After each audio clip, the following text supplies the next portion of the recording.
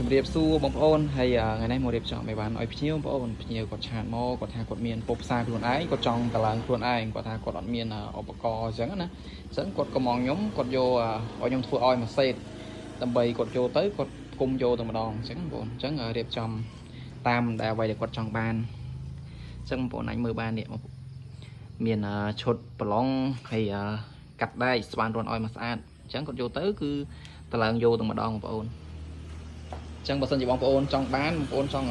បានតែប្រឡងក៏បានអញ្ចឹងបងប្អូនចង់បានតែប្រឡងជាឈុតឬក៏បានមិនក៏អាចទាក់ទងបាននេះគ្នាបងប្អូនហើយនេះការងារ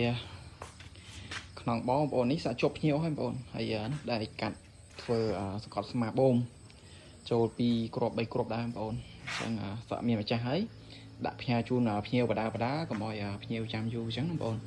អញ្ចឹងបើសិនជាបងប្អូនចាប់អារម្មណ៍ចង់បានប្រភេទអង្គម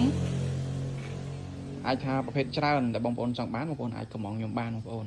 អញ្ចឹងបើសិនជាចាប់អារម្មណ៍បងប្អូនអាចឆាតចូលពេកខ្ញុំផ្ទាល់ឬក៏បងប្អូនអាចទាក់ទងខ្ញុំបានតាមលេខ Telegram អរគុណ